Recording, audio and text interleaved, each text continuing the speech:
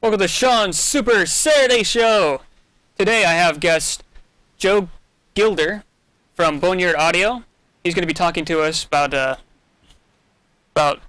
lots of basically the music in the video game industry.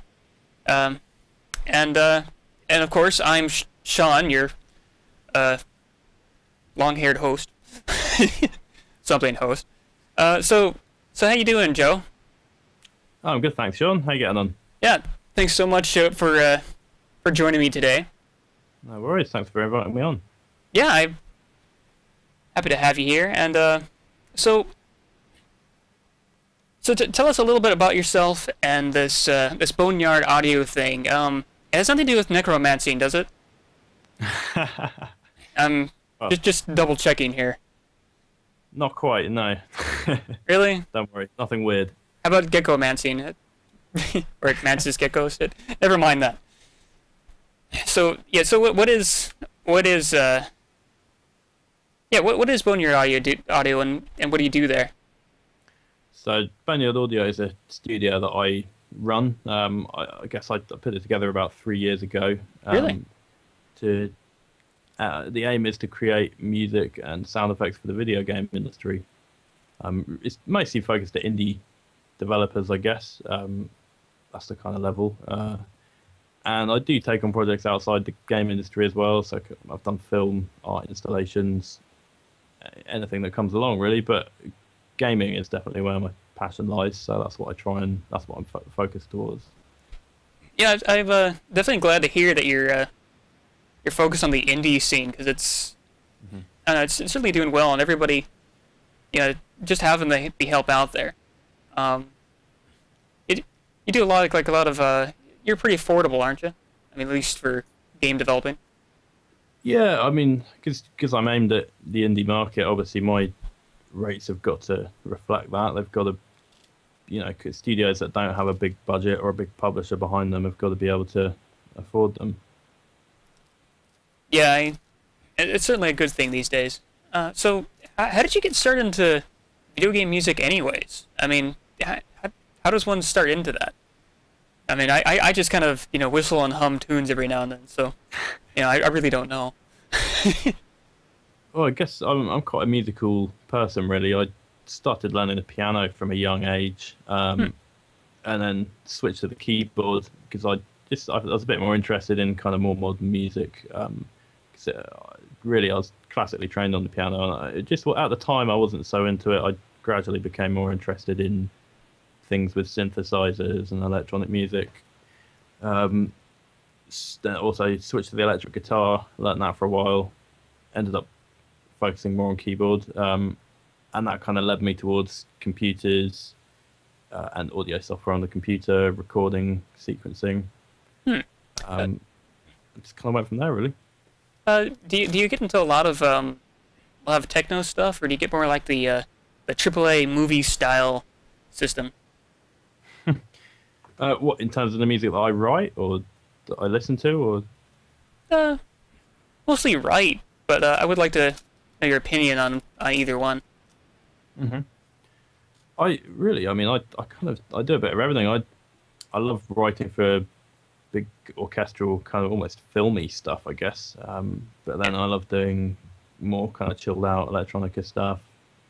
But often it depends on the type of game I'm doing. So, sometimes I might need to write traditional Japanese music or... Japanese? Yeah, no, I've recently been doing some, for a project that I'm going to be working on soon. I've been kind of working on some kind of Japanese ideas with traditional sort of flutes and stuff like that, which has been quite interesting. No, you don't hear that too often, really. No, it's definitely a bit different. Just speaking of music, there's this one, you probably won't know this. This is completely out there, but there's this one game, give me a second. Yeah, Ninja Warriors, that's it. They had one for the Sega CD, and it had this weird soundtrack where it kind of, actually even the chiptune version in the arcades, it was done by Taito, and yeah, you basically run around as robot ninjas. Really cool. And it's like they'd have body armor damage and stuff. I wish I could show it up, but I just thought of it. But its music was like, it kind of had this kind of techno track, and everything. It was kind of the first stage, and it kind of had a techno track, and then at one point it just kind of stops and starts playing this more traditional Japanese like stuff, and then and then kind of falls back into it. It really kind of it has much more feeling than it would just kind of a techno thing, like the sequel did, which is still pretty good. It still kind of had a more Japanese feel, but it was a lot more techno like. But the very original one just had that, just kind of broke into it, and it was just kind of gave a big moment to it while you're fighting lots of tanks and things. It was kind of a beat 'em up, but it's one of the more memorable things. So yeah, hearing you doing more traditional stuff, I certainly hope to hear some more stuff like that. Yeah, I mean, actually there's a clip on it on my website actually. Really? I don't know if you've got that up, but it's mixed in with the showcase that's up there. Really? Which is it? Showcase 2013? Yeah, the first one there, but I don't know. I can't remember where exactly it is. In that, it's quite long. Well, yeah, I'll just jump around and play it. Maybe we'll get a little bit out of that. Yeah, sure. All right, just one moment here.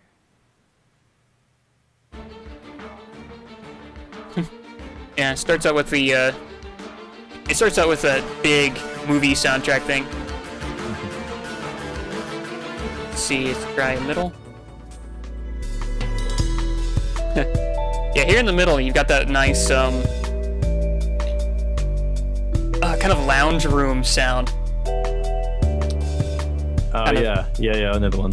Yeah, it's I believe it's the second one. Yeah, because of my setup, you can't hear anything, but I can. Yeah, I was gonna say. It's a little awkward, everyone. So bear with us. It's also very loud, but so they probably can't hear us. Insert subtitles.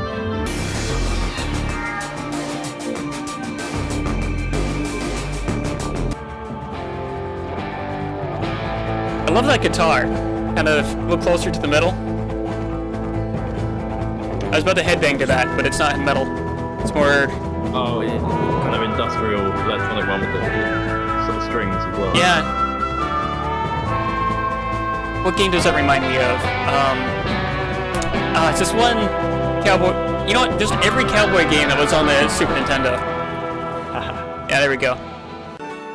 Do you ever play Outlaws, the old LucasArts game? Ooh, chiptunes. Let me pause that. Yeah, that's good stuff. What game are you saying again? Outlaws. I assume you were just playing the Western clip that's in there. Outworld? Out of this world? Outlaws. It's Outlaws. Outlaws. Yeah, FPS set in the Old West. Oh, I may have. How old is that one? Oh, going back a while now. Probably kind of looking at like 15 years. Oh. 10, 15 years. Yeah, I guess I have played that one. But it's pretty good. It had a great soundtrack.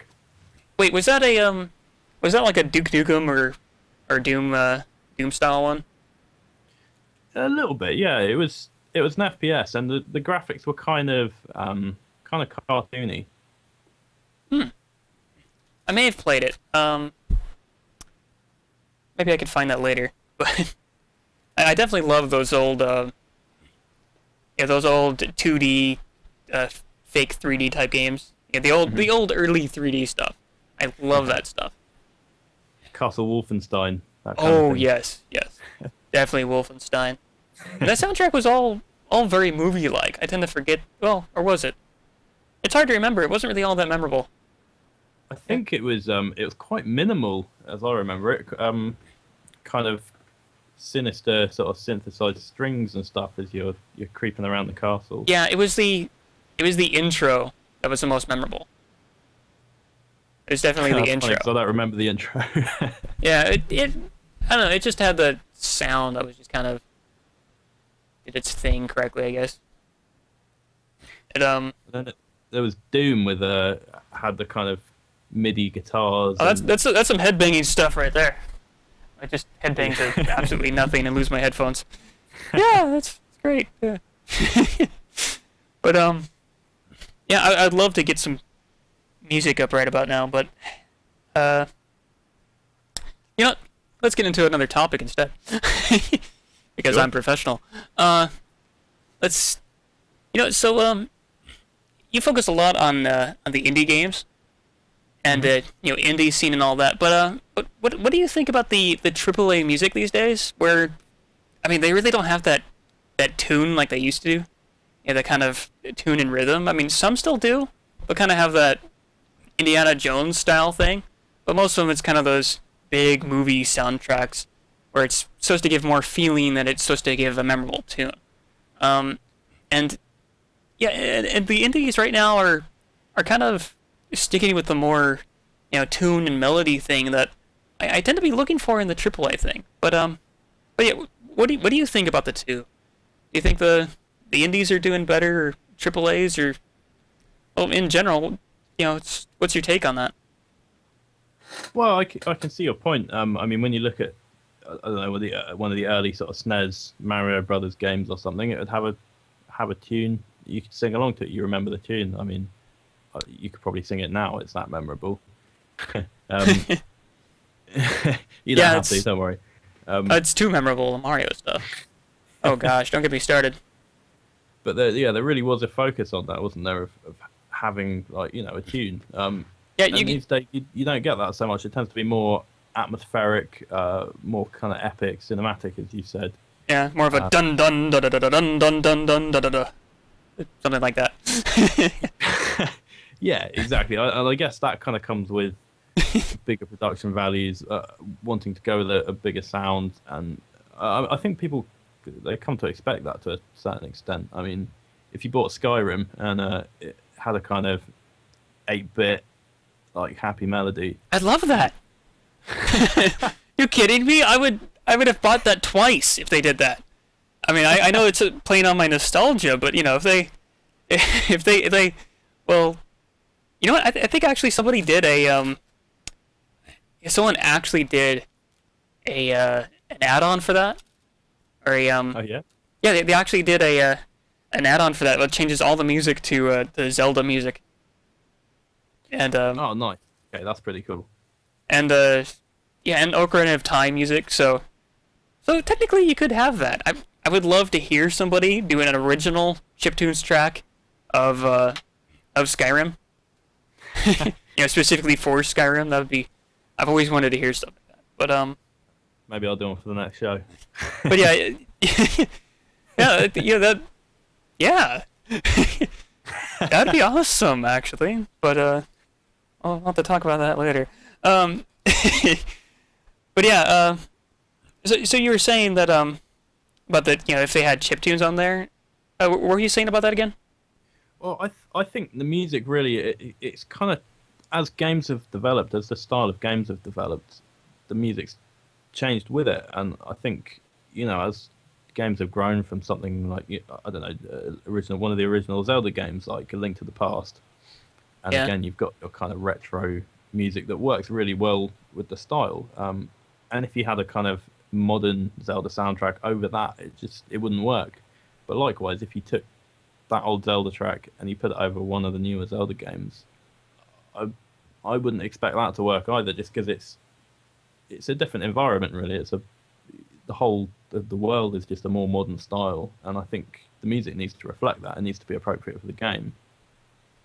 Yeah, I mean, back in the day, they didn't really have that much power, so they were kind of forced to make it too, and otherwise it'd just be kind of this bleep and blop noise, which a lot of games did back then, but they weren't. We don't remember them as the good games, mind you. But yeah, I think you're probably right that a lot of it is to do with hardware limitations. I mean, you couldn't really have a full orchestra played on square waves. I mean that. Yeah, I think that, I think that's why we like them so much, because they had to put in so much more effort into it, just to limit themselves. I I see back there you've got like a ton of tools and things. That ever get to your head much? Get to my head. Yeah, like you just I'm not sure where I was going with that. Yeah, like do lots of movie tracks that dun dun dun. Yeah, it's like all that power. But yeah, maybe not. To be honest, half of it I kind of don't use it a lot of the time. I mean, hang on, let's see if I can turn you around a bit. I've got kind of keyboards over here and stuff. And oh wait, let me don't move that camera. Let me see if I can increase the size here.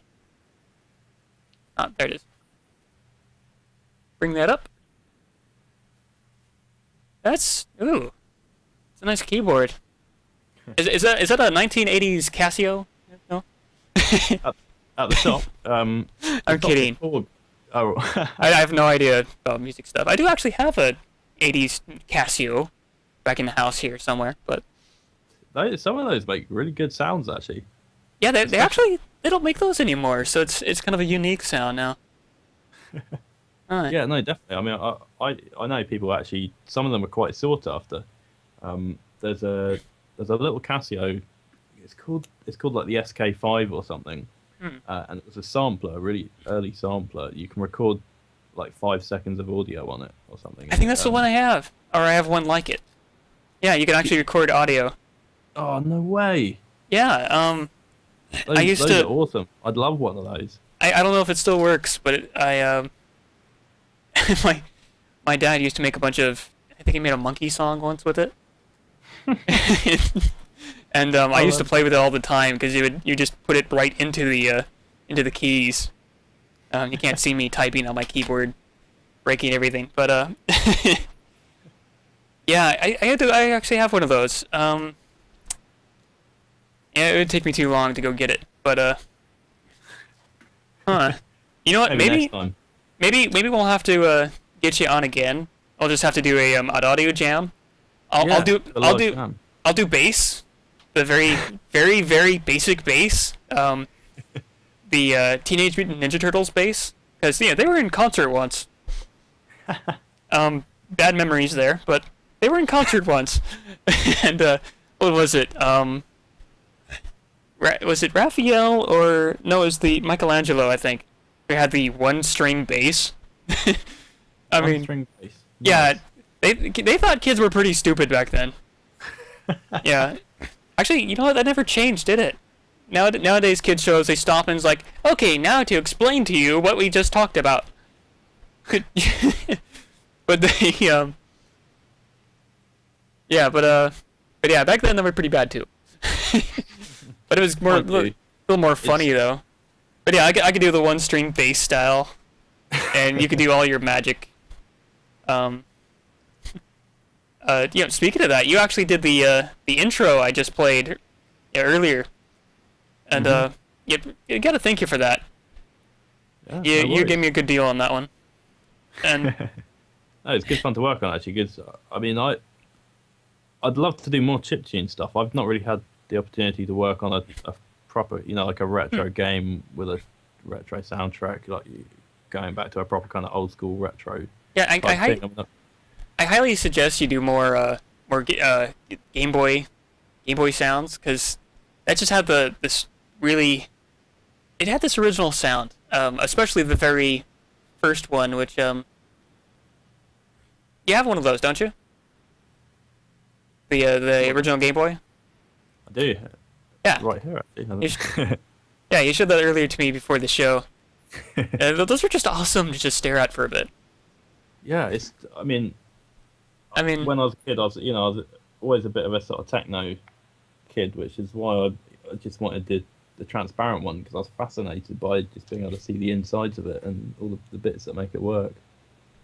Yeah, I actually have a Game Boy Color one. It's one of those purple translucent ones. Oh yeah. Because I didn't care. I wanted Game Boy. I don't care about the color. Everything wanted the green one, but Toys R Us had it for like an extra $5 or $10. bleh. Not the same sound that the original one has though. But you can actually get actual cartridges for it. I think there's quite a few there. You can just buy the cartridge pre-made nowadays, and there's a few flash cartridges, but will let you just load anything you want on them. Well, onto a Game Boy. Yeah, they're very rare though. Huh. You pretty much just put it on a like a very old CF flash card or something. It's called CF. Yeah, but you put it on a flash card or no wait. The old ones, they have the actual memory inside them, so you'd have to actually plug them into your computer through a COM port. I think there's a USB one out there, and because the music, the chiptunes music thing's been doing pretty well. And I certainly love it. It's popular at the moment, isn't it? I mean, it's massive, especially in going back to the kind of indie music that we were talking about earlier. I mean, so many indie games go for that kind of style, don't they? Yeah, it has a nostalgic bit to it. It has the it has such a unique sound. Yeah. And it's just nice to hear those original tunes. But yeah, there should be plenty of ways to get the actual cartridges for it. I can't name one off my head, but they are out there. So I definitely suggest you jump into that. But the stuff you do, though, I do like it. I mean, yeah. How about I play the jingle again, just since we're talking about it? It's an audio-centric site, and I need to get some more audio in here. I'm just gonna show off all the jingles. Let's start with the current one.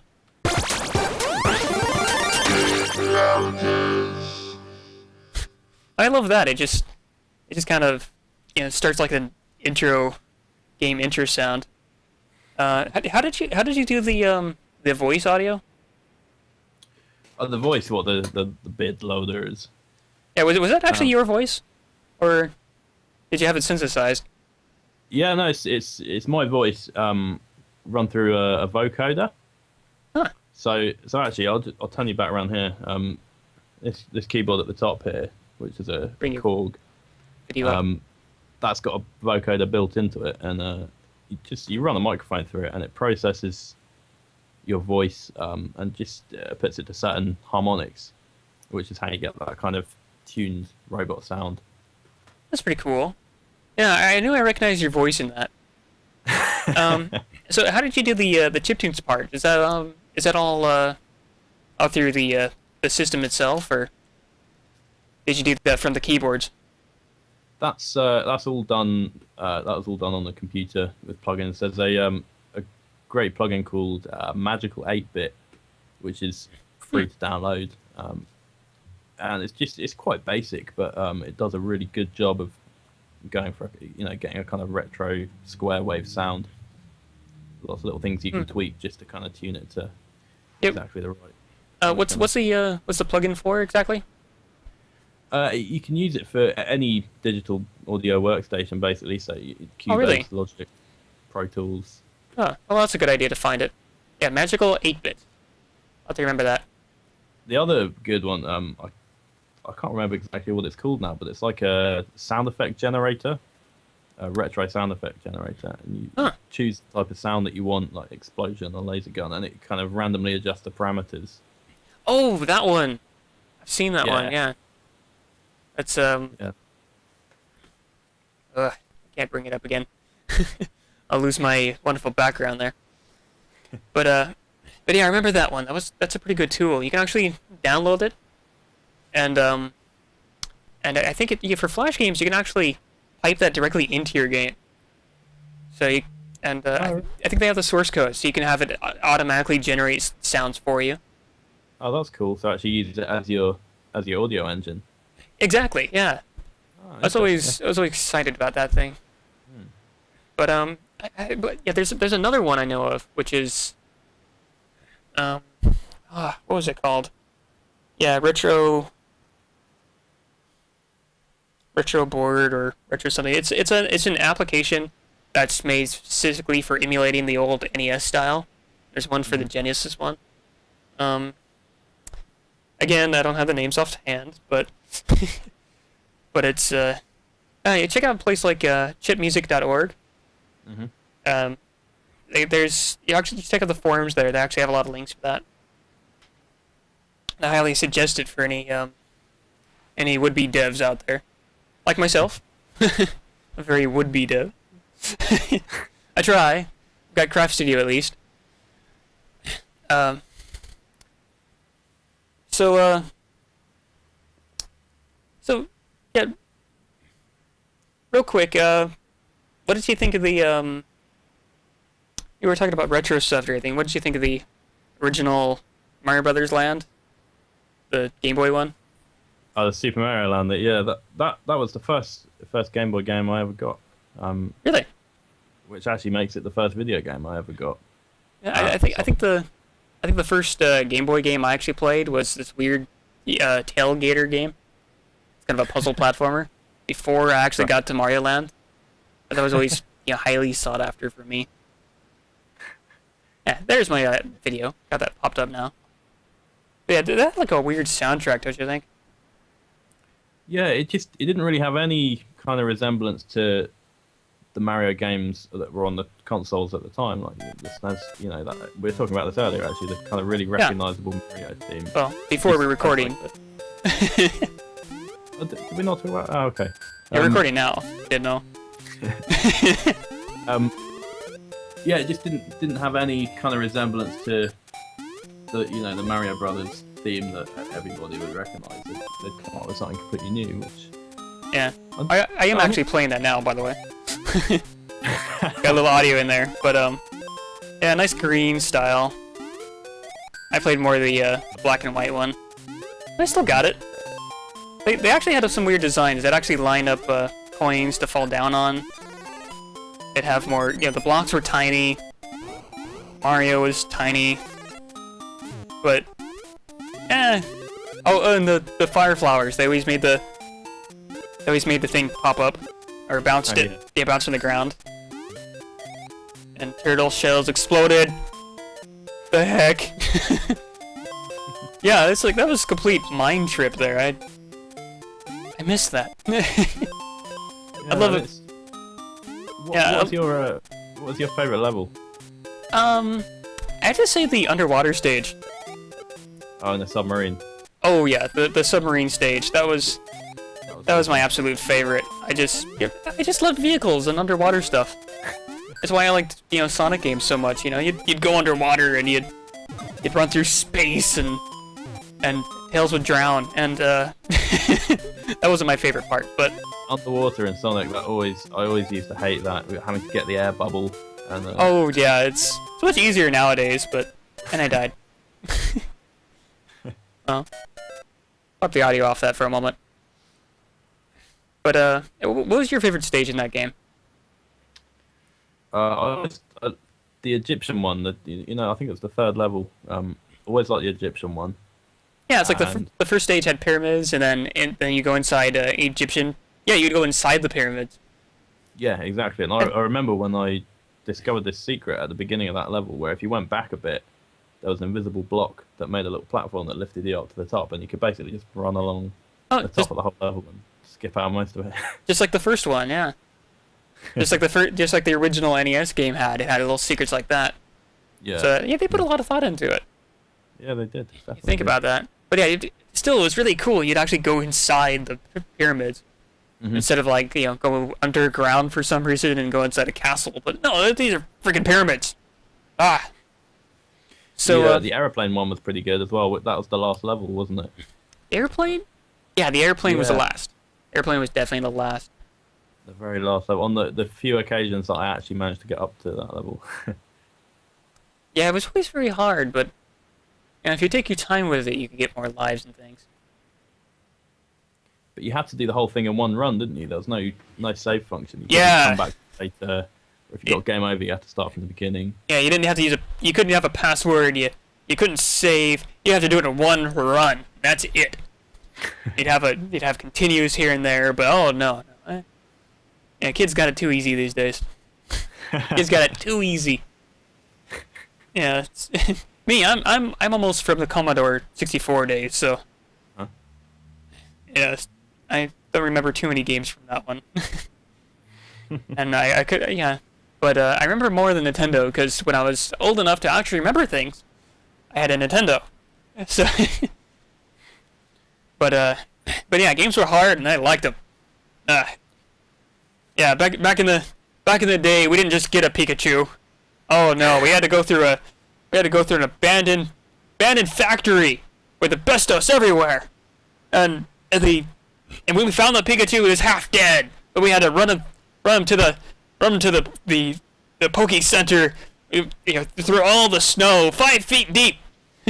No, wait, it was 12 feet deep, and it was raining acid, and we liked it.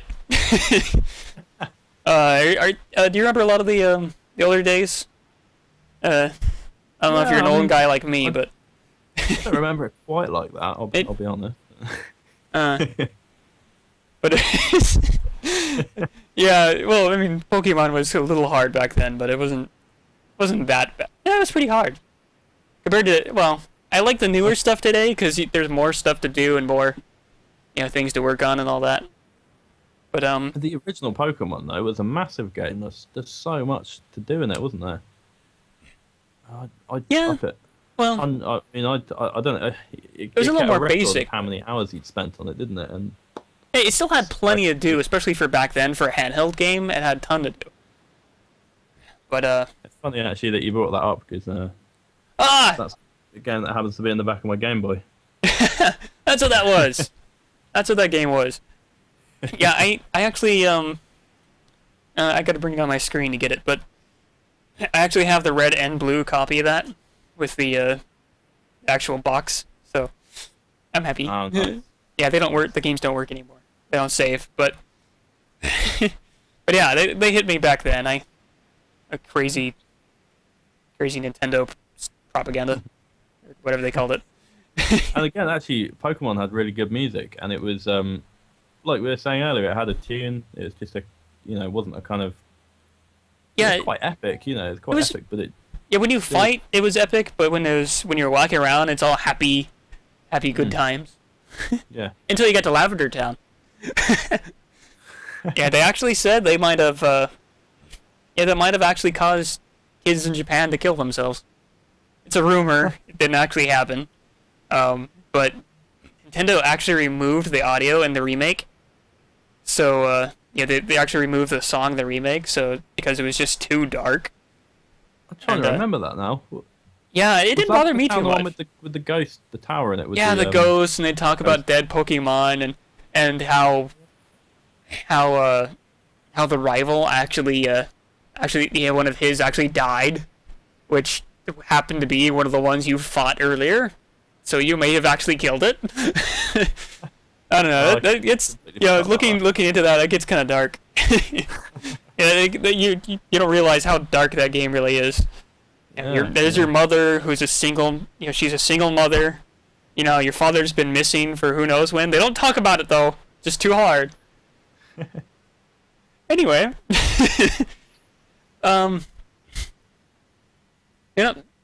let's So you actually said you're working on a current project right now. Mm-hmm. The what was it? Hero Forge beta, right? Or Hero Forge? Yeah, no beta. Clapfoot one, Hero Forge. Yeah, that's done by Clapfoot, right? Mm-hmm. That's a weird name.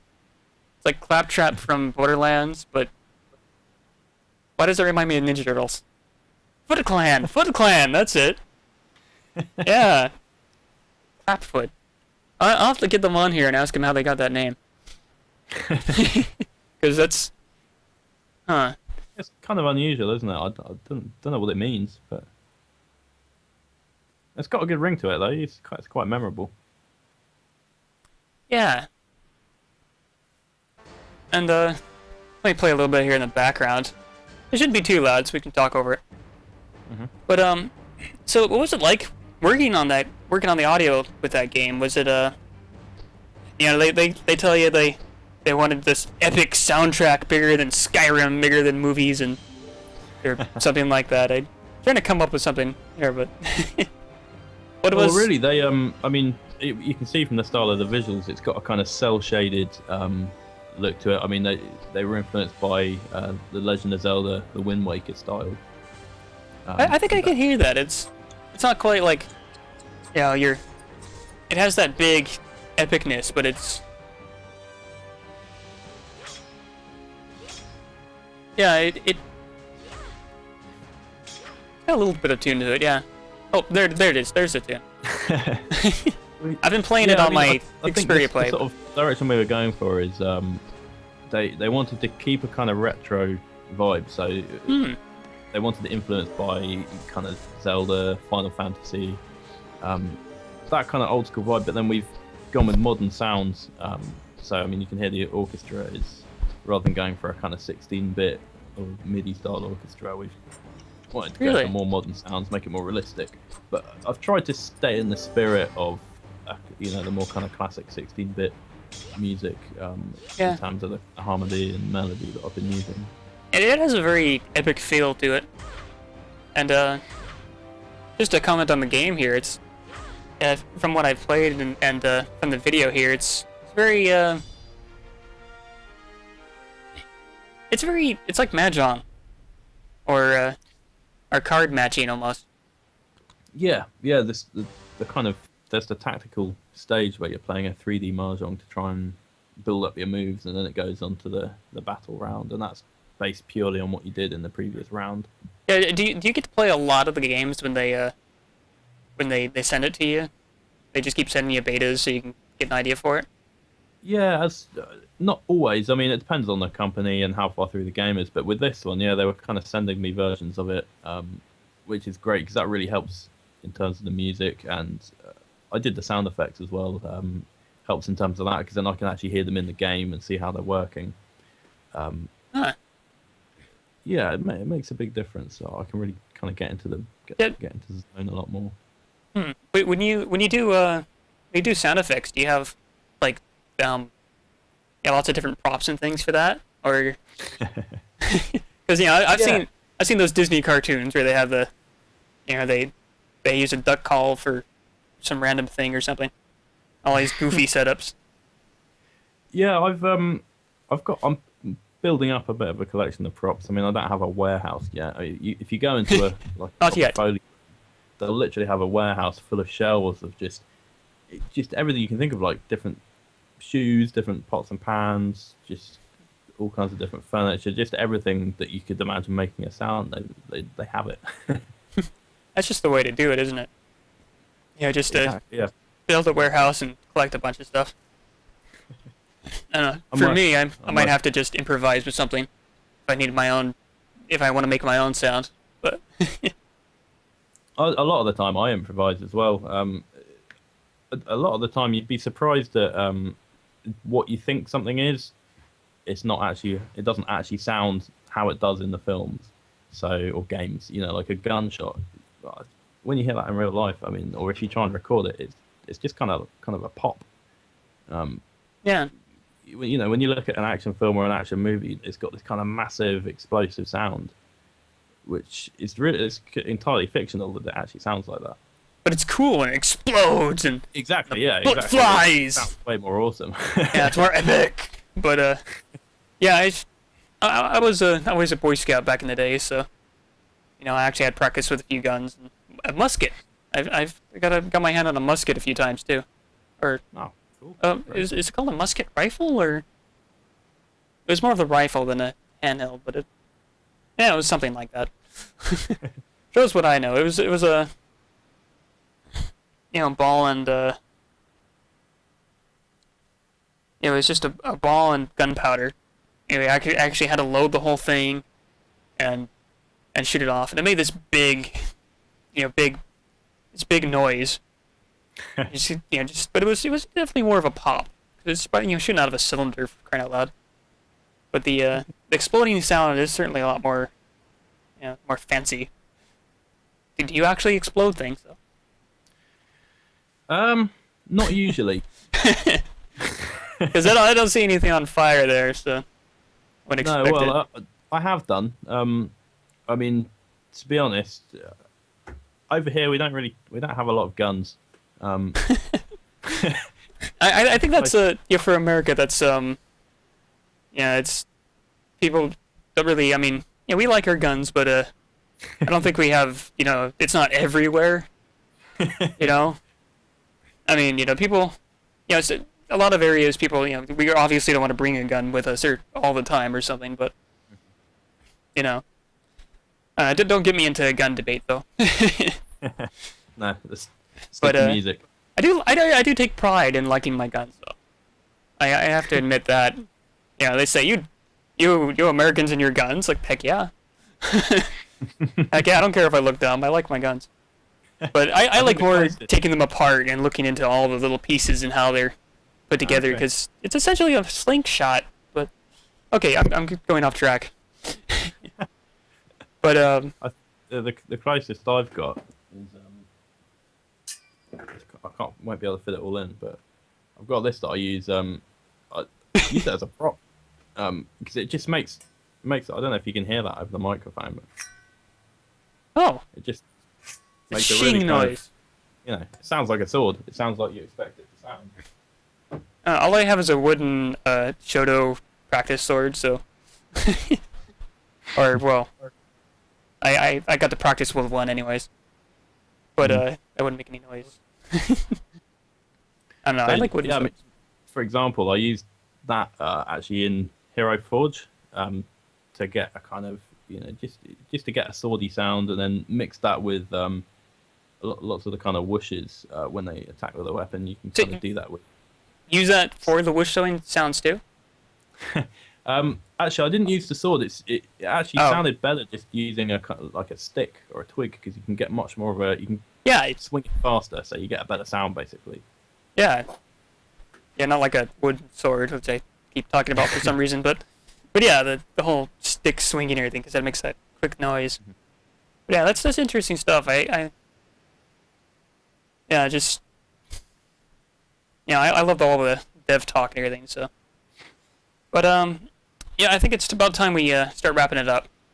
Okay. So, is there any shout outs you wanna give, or actually, what's the website to your, what's the URL to your website? It's www.boneyardaudio.com. Huh. That's actually pretty simple. And again, it has nothing to do with my necromancy, right? No, Yeah, not usually. You've got that you've got a Space Invader there, but yeah, you've got a skull with headbutt. Kind of looks like a skull. I think about it, and just first glance, I think skull, but no, that's more of a shapey thing. Yeah, no, there looks like a skull. The logo, I've got a friend actually who's a artist. He designed this logo for me, so I said I wanted a skull with some headphones on, basically, and he just did a load of different designs, and he came up with one that's got the kind of sound waves as the teeth that I thought was really, really cool. Yeah, I like the teeth thing. If only it moved. That's something that I wanted to do, but I'm just I understand it's quite difficult to make that sort of thing happen. I'm not much of a web designer. Yeah, because you'd have to have animated GIF. Yeah, or do it in Flash or something. Or HTML5 or Flash, and those aren't that great. So yeah, any shout-outs of any sort? You wanna? I'd probably say check out Hero Forge, because it's still in the beta phase, but it's really it's a great game. I'm completely addicted to it. Yeah, it's actually free to play right now, isn't it? Or yeah, it's free to download for Android. I know they're planning in the future to have purchasable upgrades that will cost you real money, but the game's still going to be free. Yeah, it's your free to play model, their usual. Exactly. Yeah. I could go on forever about DLC. So yeah, so everyone, make sure to check out Boneyard Audio, especially if you're into any game developing of any sort. Be sure to check them out. They did the intro for my show, and they do a whole bunch of stuff for a lot of indie stuff, so you're bound to hear it eventually. And I just gotta thank you so much for joining me today, for talking with me about, or talking with us rather, about the all the audio stuff and all that. And yeah, it's been great. Yeah, it's been a pleasure. And for Good talking to you. the viewers, be sure to check out more stuff at bitloaders.com. All your retro and indie and other random little nostalgic articles and such. And of course, more of the Sean's Super Saturday show, which is very super. Very. And we'll see you next time. So, see y'all. Easy. Bye bye.